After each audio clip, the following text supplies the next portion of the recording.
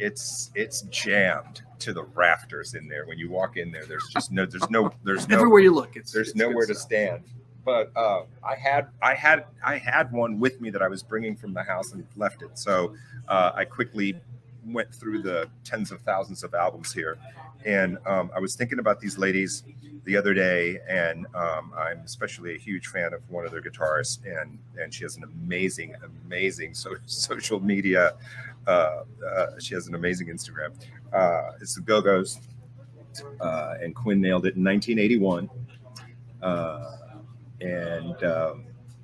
Like a lot of other people, the first time I even had heard of the Go-Go's was on MTV. Me too. I had not heard it prior to seeing it on MTV. And it was the video for Our Lips Are Sealed, which production value wise cost all of $25 to make, I'm pretty sure. But they made it work. And it was just, and we were like, who are these ladies? And, so important for being a band, all female, wrote all their own music, played all their own instruments. Recent Hall of Fame, were they nominated or did they get inducted? No, they're in. They're in. Yeah. It's just amazing for many on the IRS label. Amazing for just a whole bunch of different reasons, and that the songs are cool. But I remember it's just something. There's some songs that you hear that all of a sudden you just love them for life, and I think definitely Our Lips. And they had two back to back. We Got the Beat. It's like, yeah, We Got the Beat. Yeah, two big songs on this album, and then of course, subsequent albums were okay, and more video stuff from them. And like as you were saying, I didn't see the documentary, but I've heard it's amazing. If you want to drill down into the backstory with this band, I think it's one of the best music docs that I've seen. I really, because it's warts and all. They're not trying to hide anything. No, they're telling you they fought about guys and money and drugs. Yeah, and there were a lot of drugs and over managers. A lot of drugs. And but it's great because it's so many of these music docs. I mean, you really see where bands falter is when they make decisions for the wrong reasons, and that's kind of happened. But we'll keep it with the positive. Was it Charlotte that went off the deep end? Oh, it was like heroin, right? Heroin, Oh my god. Yeah. She was a closet. She somehow hid it from the whole band for like 5 years or whatever. God, it's crazy. I will say this about this record. So many of the 80s records, it was like the 60s. It was very singles focused. We got a couple of great singles. We've got a single that was out before this hit, and we've got a new single. Let's rush an album out there. This thing is top to bottom great. They could have gone 4 singles deep on this thing. And I think it's just a testament to the fact that they were on an independent label. I mean, IRS through A&M is considered a major at the time, but it's still, they've got limited resources to go. But there was a minute there that everybody cool was on IRS. Oh yeah, for sure. But I mean, they could have done "Can't Stop the World" as a single. Yep.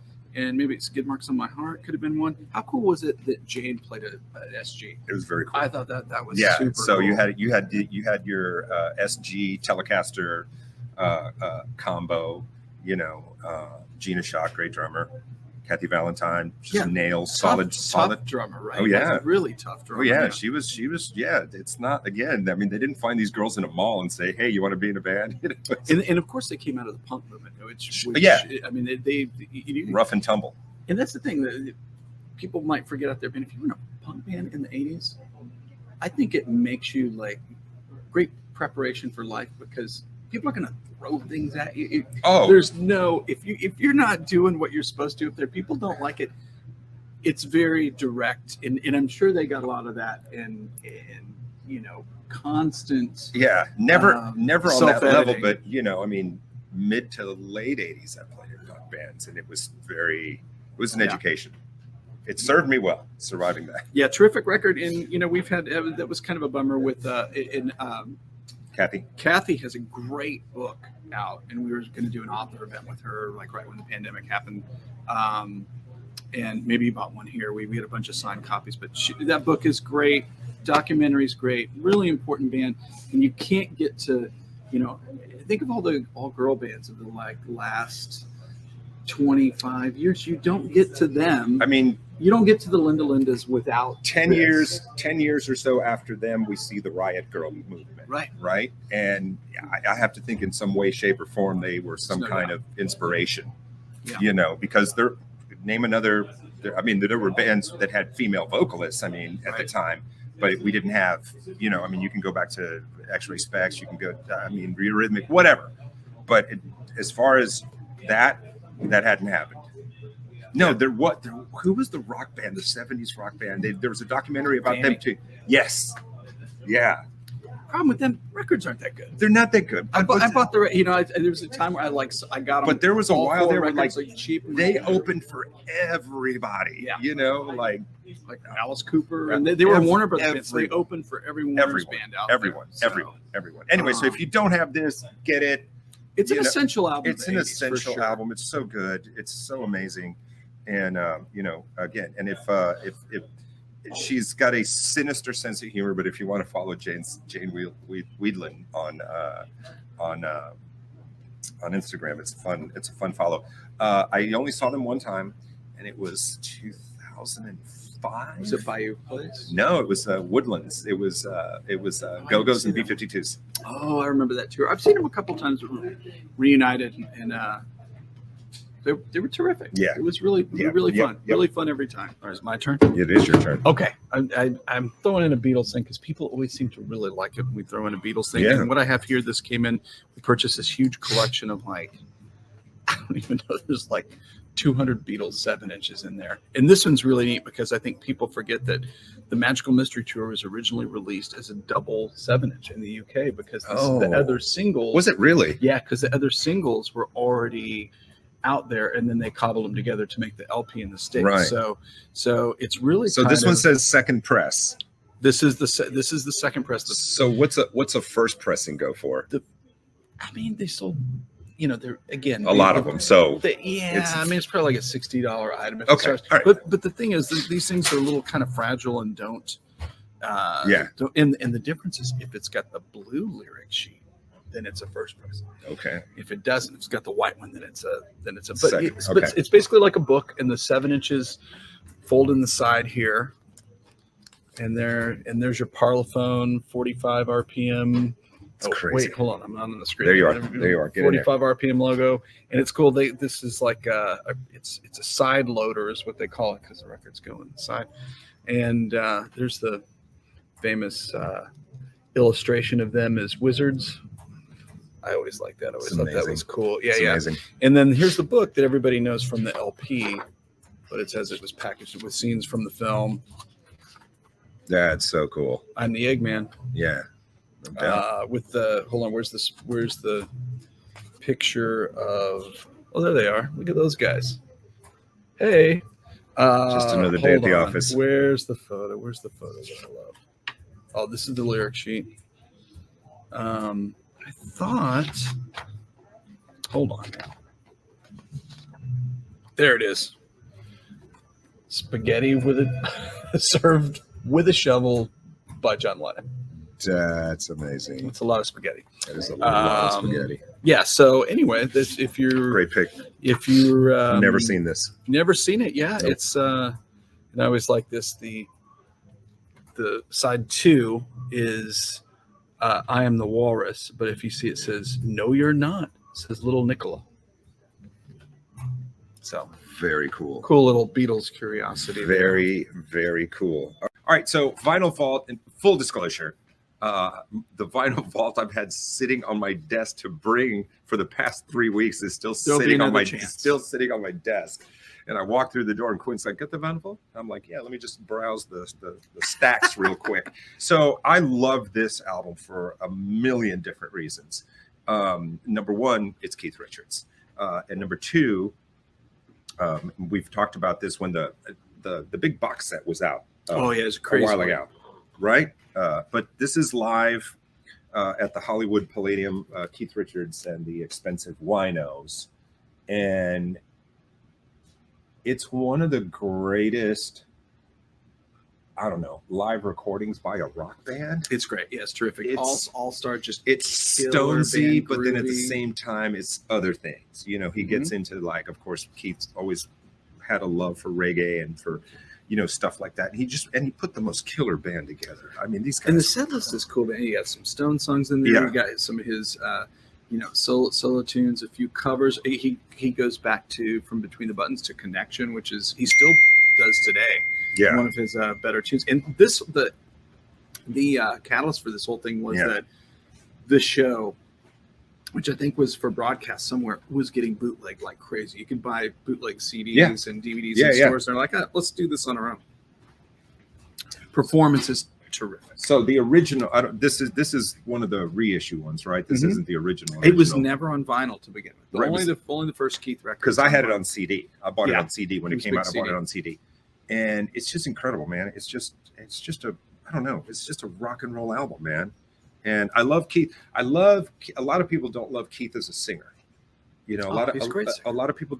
Well, I know people that are like, well, why does Keith Richards sing? And I'm like, because it's fucking amazing. And I said fudge it.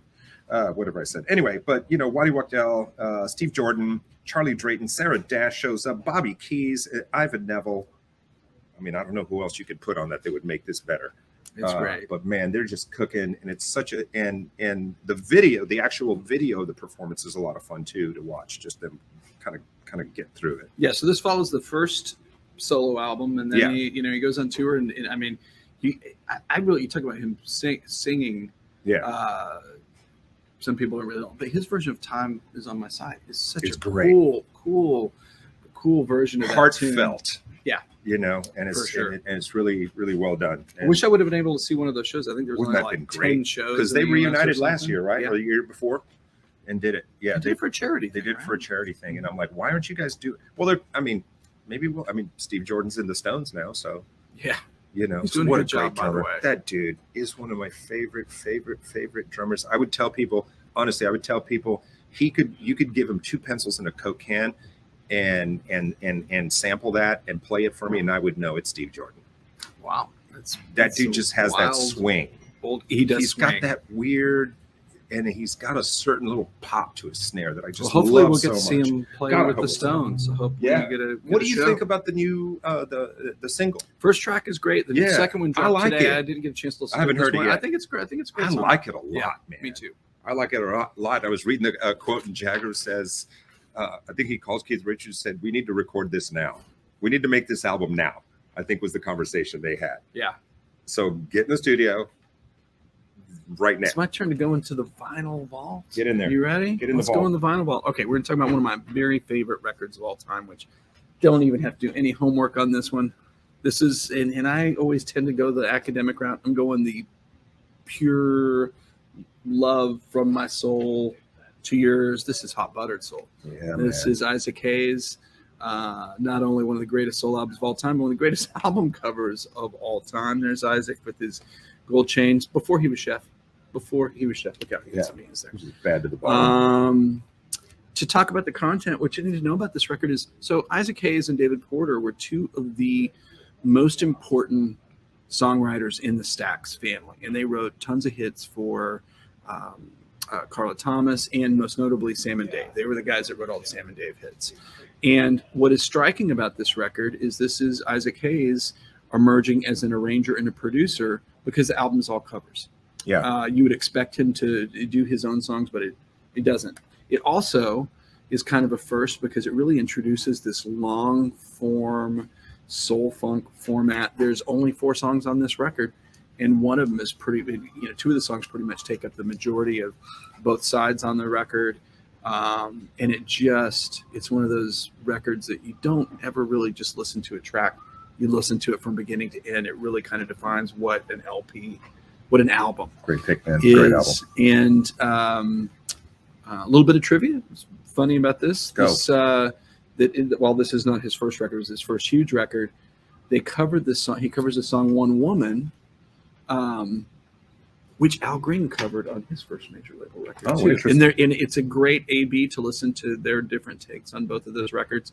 The other thing that I think a lot of people know about this record, the band on this is the Bar-Kays. Bar-Kays, yeah. The Bar-Kays are Yeah. a legendary backup band, kind of. And then did some of their own stuff too. Did their own stuff, but all of the band members were killed in a plane crash. And so other than one, and that's Mr. Barkay now. Like he going forward, but Right, right. basically, this is the record. All these guys played on this record, and then that band's love that. gone. That's crazy. So it's really a moment in time, Monumental and piece. launches Yep. Isaac on this amazing path forward. And it's just, I mean, it's a desert island record for me. 100%. Revolution. Pitchfork called it a revolutionary classic of soul music. Oh, yeah. So And the wah-wah pedal, Get this. wah-wah pedal's getting a workout on this. I love that. It's I love that. I love that. If you wah, love your wah, wah wah, come wah, get it. wah, Come get wah. it. Dude, that's a good pick. Hey, thanks. That That's is what we're good. doing here. All right, we ready to crawl into the final vault?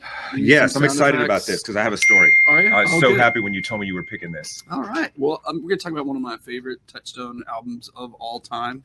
And we were talking about summer picks for a while. Yeah. This is like one of my favorite summer picks. This is Red Cross's Third Eye album. This is a reissue because I don't think it ever came out on LP to begin with. Back in the day, this is 1990. And what you need to know about this is 1990. It's the height of grunge when everyone's trying to sound like, the heaviest Right. thing possible, like Grand Funk Railroad. These guys are rooted in late 60s, early 70s. It's as much, Partridge Family as it is. Yeah. As it is. Yeah.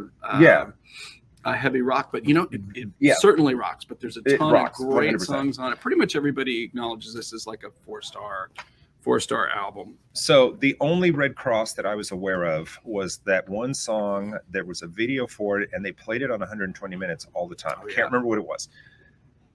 I never listened to one other track, never bought a CD, album, anything by Red Cross because I had a friend, and there was a very popular bar here called Emos, and I would frequent that bar, in the 90s quite a bit, multiple nights a week, and so would he. But after a couple of drinks, his favorite thing was to tell anybody that would listen, whether they wanted to hear it or not, that this was the greatest band in the world, that every other band sucked, and you were an idiot if you didn't listen to this band. So on principle, I never listened to one song. I heard them later. Difficult. It does make it. It does when you get a Because they remind me of testimonial that like dude that I yeah. hated. That is sometimes it's hard to separate the fan from the band. Yeah. So But anyway, two brothers from Monsanto, And California. How many people since them like name check these guys Oh as yeah, they're being hugely an influence? influential band, Yeah. and they're still making terrific records. A little trivia for you. So when this record came out, if you're familiar with this record, there's a track 1976 which was used for the film 1976. In the middle of that song, it sounds like Paul Stanley is singing, Yes. and it is and they didn't list it, and so everybody who had acknowledged that people knew that they were huge Kiss fans, and Yeah. the band actually liked him, so everybody's like, oh, it's Paul Stanley, but they never acknowledge it. It's actually the guitar player Robert Hecker doing his best Paul Stanley imitation. That is fantastic. Okay, now I got to listen to it just because of that. Another little bit of trivia. The not clad, I was going to say scantily clad, the not clad female, that's Sofia Coppola. What? Yeah. So it's just Cut it out. it's just the LA cool kids. Yeah, hanging out. But this is a timeless record. It's heavy. It's brilliant power pop. Heavy guitar, but like tons of great songs. I love this band. Got to go back and listen to this one then for sure. So there you go. All right, so folks, it is time for the vinyl vault. This is when we dig deep. We swing open the doors, reach inside, and Quinn, it's your turn yet. It is my turn. What do you got for us? You know what I got for you? I got you the self-titled album. What's the year on it? From Tom Rush.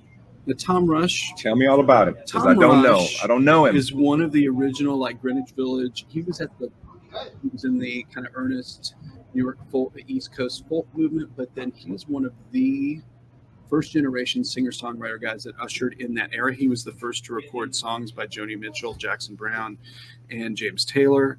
He wrote a couple of standards, such as The Circle Game. It was a big hit for, I think, Judy Collins, and No Regrets, which has been a hit in, I think, 3 different decades by different artists. The thing that's interesting about Tom Rush is great as a writer. He's a brilliant interpreter of other people's music, and really kind of had that duality to his career. He's not a household name. The thing I love about this record is always in the budget bin. Yeah. And whenever I see it at another store in the budget bin, I'll buy it and give it to a friend that I think that Nice. should hear it. Right. So One of the great songs on here is this "Lost My Driving Wheel" song, which a lot of people have covered, but he did the version that really is the definitive version. Most of all these songs he does Jackson Browne's these days. People know the Greg Allman version of that. This is just such a funky, groovy yet introspective 1970s singer-songwriter record, and it stands with all the best work of that era, but didn't really connect with a wider audience. This is like a musician's musician record. So if you're of that, like I was just saying, if you like James Taylor and Jackson Browne and artists like that, he's a little more funkier than that. But this record, solid gold. I enthusiastically recommend seeking it out. It's always cheap. In a bargain bin near you. In a bargain bin near you. And he also had. You can find this on CD relatively easy as well. But yeah, worth checking out. All right. We covered a lot of ground. We covered a lot of ground. We covered a whole bunch of ground. Good on time. Yeah, we're good on time. We've got a couple of minutes left, so we're going to wrap it up. Really, really good records. All All right, I'm the Vinyl Vault. You want to hear mine? Hit it. And I spent a lot of time contemplating which one I was going to pick. You put more time into this than most of the things you toss out there. But anyway, let them know. Hey, I'm going to give it. I always like to go a little academic on my picks, and this is one from Houston, Texas. This is the great Houston band Oz Kadaz. This is Rough Mix. It's a reissue of their classic record recorded in Houston, Texas at Sugar Hill Studios. If you were seeing shows in the late 70s and through the 80s, you saw this band. They were all over. They even got radio play on KLOL. The perennial opening band at Cardi's. Yeah.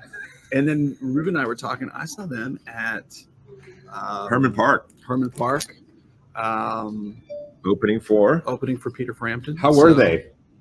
They were cool. I didn't kind of know what to make of it. There was a lot going on there because they had a flute player. So, but why? Why? A little Nate, other than Jethro Tull. Okay, other than Jethro Tull, or who did Daz? Was that Brick? Yeah, Daz, right. All right, so name a great song with a flute solo or flute line in it. I don't know. All three of our viewers are yelling at the screen right now. What's a great Will Ferrell? I've always fancied myself a jazz flautist. A jazz flautist. I mean, it's not like the most rocking song in the world, but Men at Work comes to mind. Because that's an iconic flute line. Not the main riff, but the solo in Low Down, Boss Gags. Oh my gosh! See, you're pulling. I was just thinking, but normally good. I'm like, if I see the flute before I hear the flute, I've already judged. Yeah. I've already made so many. You're jumping off the train. I've made so many decisions about what's about to happen. Sorry, flute players out there. Do you remember when like Yamaha was messing around with they were the first to bring the synth controller that was shaped like a alto saxophone, whatever. Yeah, what was it? So that, like, if you ended up walking into some restaurant there for about the first 2 or 3 years, there was some guy in the corner, like, doing synthy guitar sounds or piano sounds or flute sounds or just, I was like, and that thing was so ridiculous. And now if you walk into a vintage instrument store, highly collectible, a bunch of loot for that. Yeah. Have you seen the price of a used guitar? I mean, come on. Ridiculous. I haven't really been looking. But, occasionally, I'm on Reverb and I just go down a rabbit hole. Right. Hey, you want to do the Vinyl Vault? Yeah. So we're short on time, guys. So I'm going to try to get this as soon as I can. So Elton John. I was listening to this earlier this week, and it has songs. Your song, Border Song, Take Me to the Pilot. There's just something just beautiful about those early Elton John albums, and he was cranking one out once a year, at least twice a year. Twice a year, going, yeah. And just the amount of classic material, that beautiful sound of his voice, that. Of course, with Bernie's incredible lyrics and his that crazy sense of melody that Elton had on the piano that nobody else had. And there was this great kind of like haunting, almost like loneliness in his voice when it was, especially those really quiet parts that it's just him and the piano. I don't know, that just resonates with me all the time. And if you've never heard it, get this album and just put it on, play it. And so many people think it's his first record, but really this is like the reset moment because it started with Empty Sky, which really misfired. And, management's like, let's get a real producer. Let's get Gus Dudgeon in there. Yeah. Actually, little known fact, they contacted George Martin to do it, and he couldn't do it. But, Paul Buckmaster did the string arrangements. He's the guy that did the string arrangements on the early Bowie record. There you go. So, this is Incredible. magic. Get it. Go get it. Your song. We're out of here. We're getting the wrap.